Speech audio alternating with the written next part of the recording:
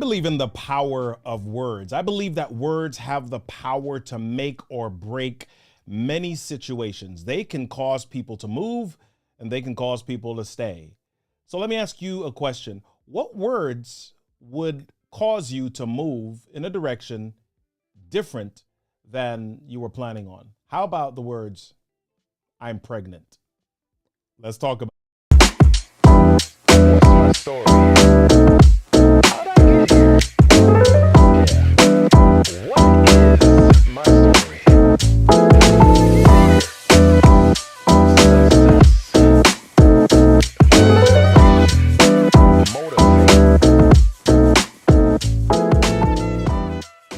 What's happening, everybody? How you doing? Welcome to the What's My Story podcast. I'm your man, Robert Kennedy III, RK3. That's me, and welcome to the show where we talk about how people got from there to here, how people navigated pivotal moments in their lives to go through the challenges and then get over to the place of success that they now enjoy. We want to help give you roadmaps. We want to help inspire you and motivate you so that when you have a challenge in your space, when you have something that you feel is interrupting your story, you know that you can go on because other people have also done the same. So before we jump into our podcast episode with our fantastic guest, I just wanted to remind you of a few things. Number one, we do what we call the Monday morning Get Up, a motivational moment every Monday morning at 8:30 a.m. on the YouTube channel RK3 TV.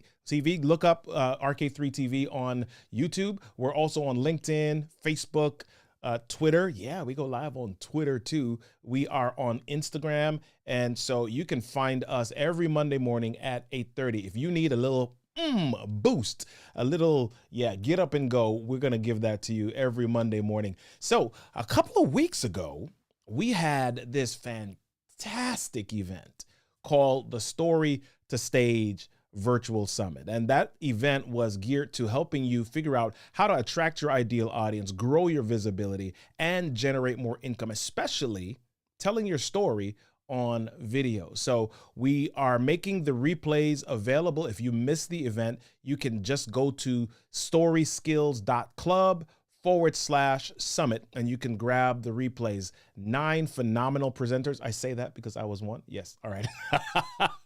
We had a fantastic time, but anybody that was in attendance will tell you that it was a life-changing, transformational event. So if you want to be a part of that, if you want to experience the life-changing transformation about how you can not only change your life, but how you can change the lives of others with your story, head to storyskills.club.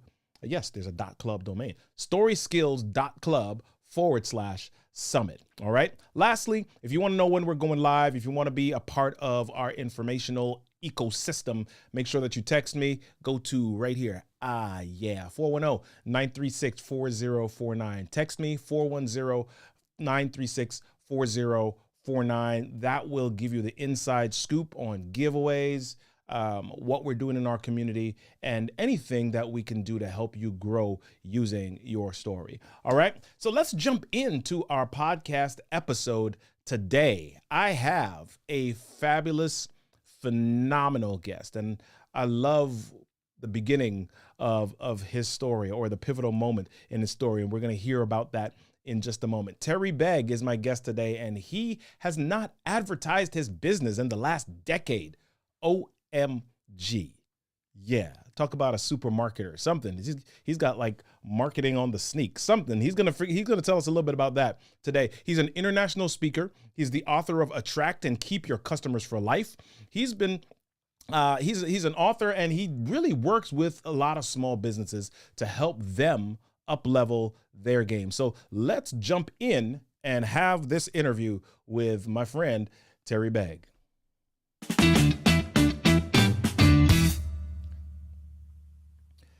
Terry, my friend, how are you, sir? Glad to have you on the show today. I'm great, Robert. Thank you so much for having me. I'm excited to share a great story that hopefully will help your listeners and maybe even change a few lives.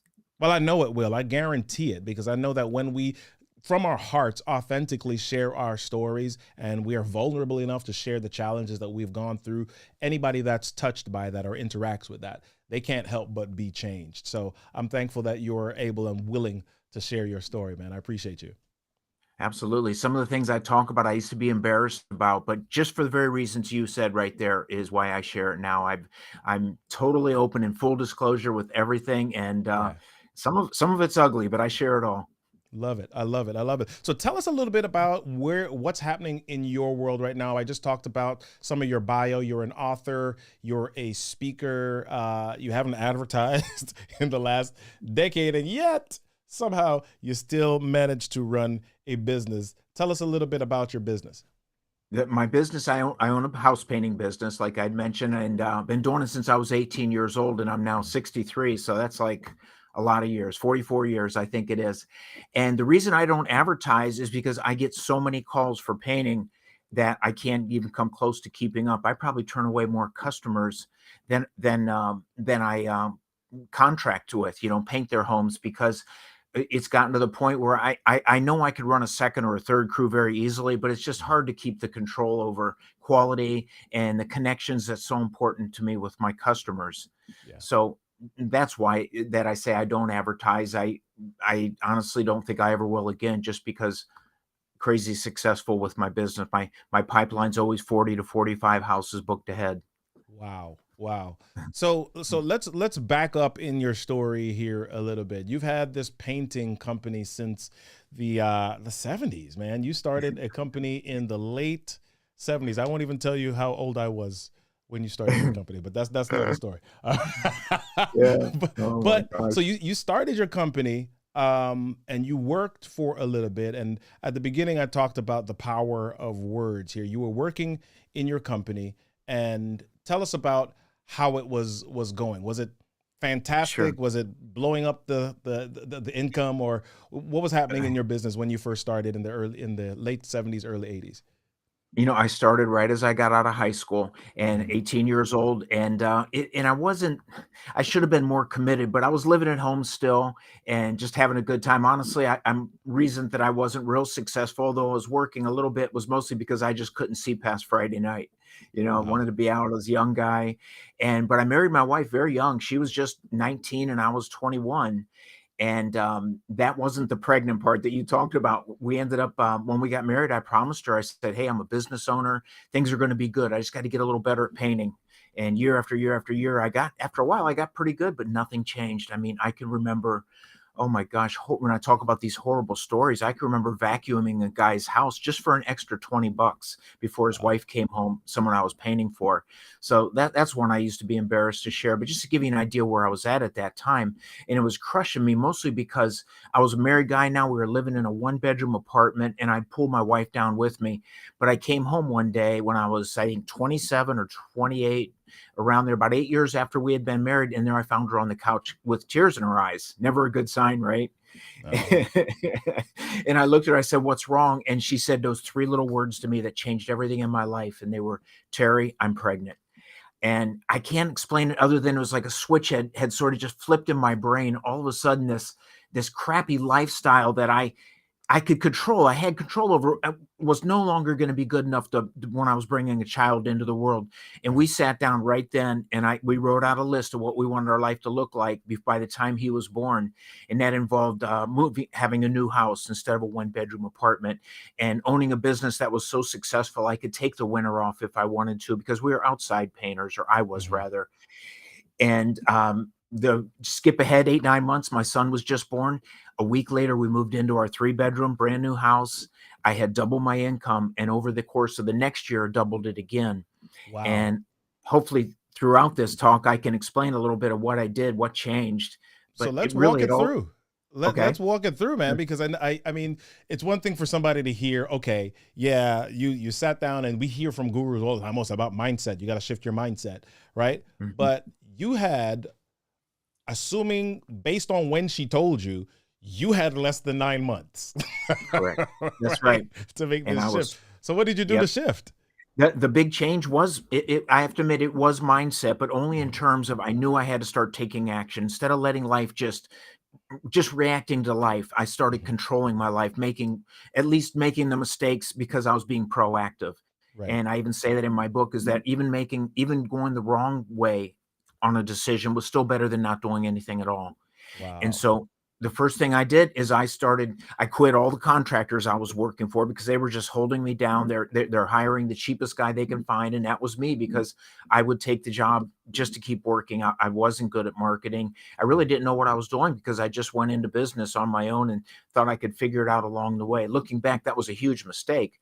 Mhm. But one of the things I did is I started talking to some people that see if they would come and work for me, even though I had no work. They were friends of mine, Wow. and I knew how, and I started talking to painters, looking around the industry, finding the guys that are living the life I want to live, that had nice houses. And they were doing things that I wasn't doing, like spraying outside. They were spraying houses, aluminum siding, cedar sided homes. And I Mhm. thought, they're no better than me. If they can do this and live that life, why can't I? And so I joined an association, a remodeling association. Mhm. And with that, I got into a couple of spring home and garden shows. Painters didn't do that. I don't even know if they do them anymore that much, but I got so many leads out of those because I was the only painter in there.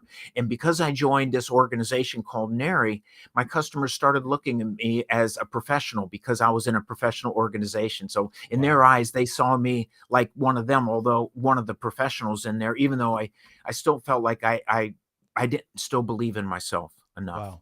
I want to pull two things from what you just said, and I hope people really got this. So, number one, you said you hired some people before you could even afford to hire people or before you knew what you were going to hire them to do. And the second thing that you said was that you professionalized yourself. You put yourself in the space of other people who Mhm. were experts in their industry. So let's go back to the first one for a moment here. What did it do, or why did you feel like, you could hire people when you didn't have a job for them initially? Exactly. I didn't, but this was still the winter time, and they Mhm. knew I was outside, and we'd start in the spring and April. We'd be ready to go. Got it. And I got commitments on them, and they were young guys too, younger than me. All of them were. They were in their early 20s. Mhm. So guys that didn't go to college and were up for the chance to work outside. I made them a lot of promises, and I think I stuck to most of those. Mhm. And I can remember the first and once I learned how to turn jobs over really quickly, which was by spring, we were able to do a house in a day. What I was Wow. used to do in a week, all of a sudden we were doing in one day. I remember starting that first week in April, thinking I had enough work for the week, and by Tuesday afternoon we were almost out of jobs.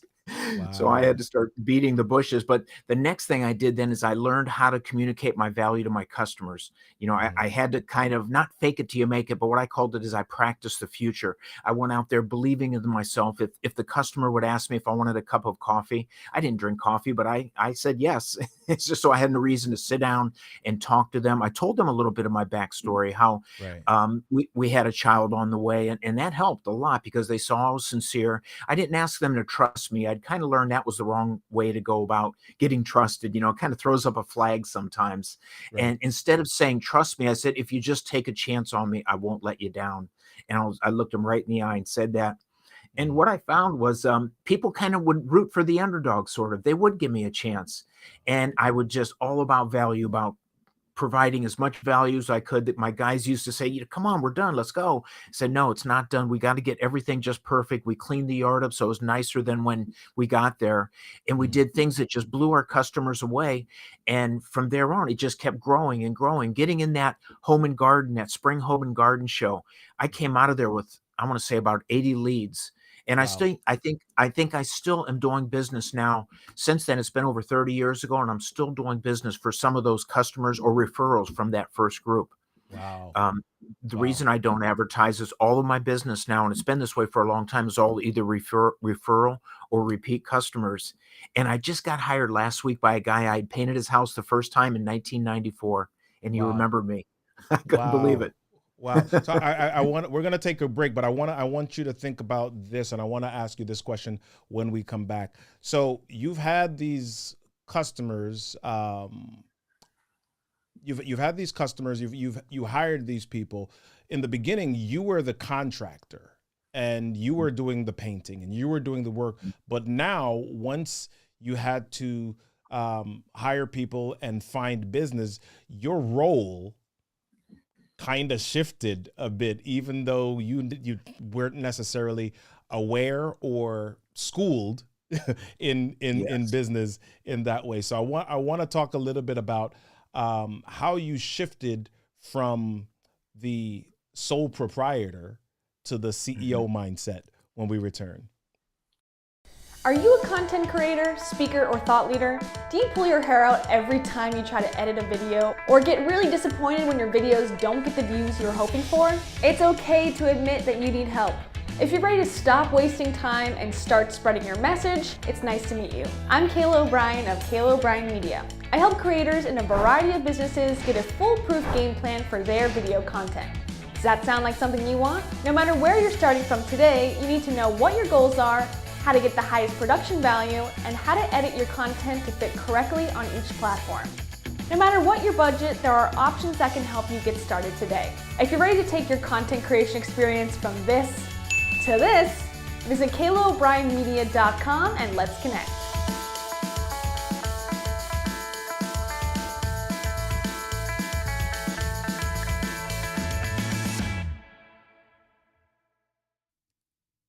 All right, Kayla, thank you so much for that. If you want to take your content creation to the next level, you want to make sure that you have a content creation person who can do that for you. I don't know if you've spent time creating content on your phone and doing all of these different things. Yeah, there are apps and there are a lot of different things that can help you out, but it helps so much if you have an expert in your corner, somebody who can take it off your hands and get it done in a way that not only will you love, but your customers and your prospects will love also. So let's jump back to this interview with Terry. So Terry, yeah, you start this business and now you're not at the place anymore where you're doing the main painting, you're outside, you hire people and you're now having to make sure that you sustain them in some way. You ran out of business on Tuesday and you're like, holy smokes, we got to figure out what to do Wednesday, Thursday, Friday, and next week, right? So what shifted or how did you adjust your mindset from the doer or the executor to now the strategic sales business getter person? Sure. On it, and that is a great question, Robert, too, because honestly, to this day, I still struggle with that. And it's Mhm. not so much that I can't leave the job and just run the business. It's that I still love being in the business. I still love painting, and I do some, as much as I can, honestly. But yeah, making that transition right off was really hard. But the guys, they didn't want me there anyways. Once they knew what they were doing, we had a system for repeating over and over and over. We would just do a certain niche, and the more Yeah. I niched that, the more people wanted us. So I found that to really work out well. But what I did do though is I made talking to the customers, selling the jobs the most important thing. And anytime I had after that, then I would go back onto the job. But I made that the most important focus. And what I learned was the more I could get my customers to trust me, the better chance I had of getting hired, and sometimes even right on the spot. A lot of times right on the spot. It's hard to build trust over time. And that's when I wrote the book a little bit later, when I realized there's so many little things that make up uh, becoming that authority and being trusted with your customers so you can get hired. And in this home services industry, you're coming to their house. So trust is huge. And I learned that I had to make myself more likable to them and more believable before they would trust me. And those are the steps that I walk people through with my book and my course as well, Yeah. if that So helps. you started to mention your book and your course. Mhm. And for those that have been listening since the beginning here, you've thought that we were just talking to a painter guy. Mhm. You- so now he's telling you a little bit about courses and in some regard, I'll call it coaching in some ways. Tell us about the transition. So what now made you realize, okay, I made this step or this shift in my business, and there are others that may need to make this shift. What allowed you to now say, okay, let me teach this differently? Oh, Okay, and it was when I realized the most important part of the business is keeping that customer pipeline full.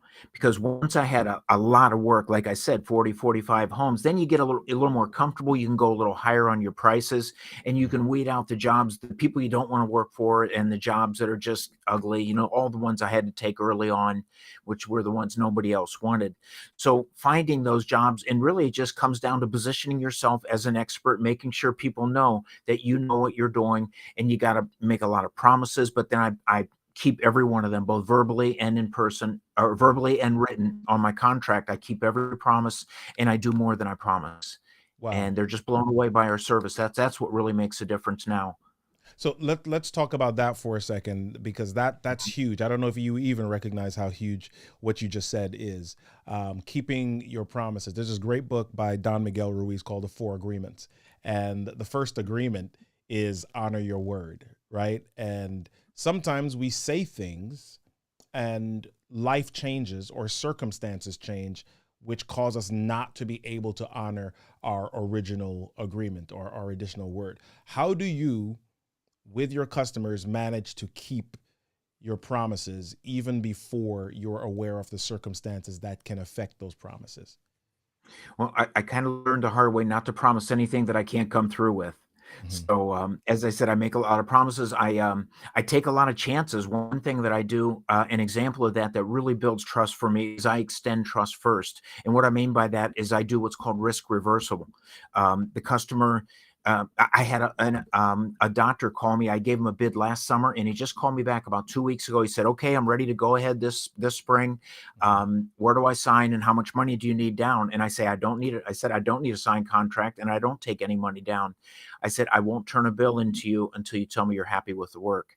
Wow. And some people think I'm crazy to do that. And when I first did it, I was a little bit desperate, and I knew I had to figure something out, though. I had to take some chances. And honestly, now I've painted over 5,000 homes. I've made that promise on every one of them, and I've only ever been burnt one time. And Wow. I think that guy was gonna burn me anyways, I believe. So, and that was a Right. long time ago. But Yeah. even if I got burnt once a year, it still would be worth giving that, reversing that risk. I mean, they take no risk by hiring me, and that's a great example of extending trust in order to get trust from your customers. Yeah. It So it you just walked through something, and you mentioned that you told somebody that they didn't need to pay any money down, and Mhm. they could just pay you when they're happy with the work. I think with a lot of, especially beginning business owners, that's that's scary, right? It's risky. And Yeah. so you've got this book now that you say attract and keep customers for life, and then you talk about four abilities to build trust, communicate your value, and charge what you're worth. So how do you communicate value and charge what you're worth if you're not charging until you're done? Well, they still have a job proposal I send them, and they Mhm. they they go over it all, and a lot of them wanna sign it anyways. They'd rather have Right. a contract. And but the, I have a lot of confidence in that, and they see that in me, that I'm very, very confident. And I wasn't at first, though. I was a little bit afraid to do this, but like I said, my back was kind of against the wall. That was still way back when I needed work. I had the guys, I had to process, I just didn't have enough jobs. And Mhm. that's when I started making some big promises and taking some chances, and that was one that really paid off big for me. Honestly, people are almost uncomfortable with that deal. As soon as we get started, a lot of times they'll say, "Do you want some of the money now?" I said, Yeah. "No, I'll give." One of the things, though, I do have going for me is we turn jobs over very fast. We do them in a day, day and a half. So Yeah. ask them not to pay till you're done isn't that big of an ask. And I understand companies who get on 2 or 3 month or multi-million dollar projects can't do that, of course. Right. But for my business model, it works very well. Okay. So I think maybe the takeaway from people is also to understand your business model and know what risk you can mitigate or Yeah, handle or deal with inside all of this. This is awesome, yeah. man. So you talk about the four abilities, and you have a book called and the matter of fact, the website is the4abilities.com, the number four, the4abilities.com, to go check out Terry's book. And you talk about growing your business, and you've several times doubled, tripled, quadrupled Mhm. your income within a short amount of time. So we only have a few minutes left here. What is the quick secret, without giving all of it away, to The quick really being able to multiply your income? I think one, you got to believe in yourself like nothing, like it's nobody's business. I mean, if you're not 100% confident that you provide a product that's worth 10 times what you're charging, then why would your customers believe that? So a really strong self-belief is powerful. Getting other people's words, collecting testimonials. When you Yeah. can find anything that anyone else says is 100 times more believable than anything that you could say. Another Yeah. thing. So those are a couple of things. And the biggest mistake I made is in my early 20s, I didn't reach out and ask for help. I was bullheaded. I thought I could figure it out on my own. And that was a Mm. huge mistake in my life. So hopefully that's good enough for now. But I did want you to know, if you go to the4abilities.com, my book's free right now. I'm just charging shipping and handling is Love all. it. Excellent, excellent. Yeah. And you've got another site here, and I'm actually going to share it for those of people that are watching for us. So he's got a free ebook, and I think this is part of the book. But our link for him is rk3.live/Terry Begue. Okay, go there. It'll take you right to his site. You can download his free ebook and his information there. So Terry, tell us a little bit more, and I've got you on screen by yourself there, but tell us a little bit more about how you help people now, in addition to painting. What is some of the personal growth work that you do, and where they can get in touch with you? Sure.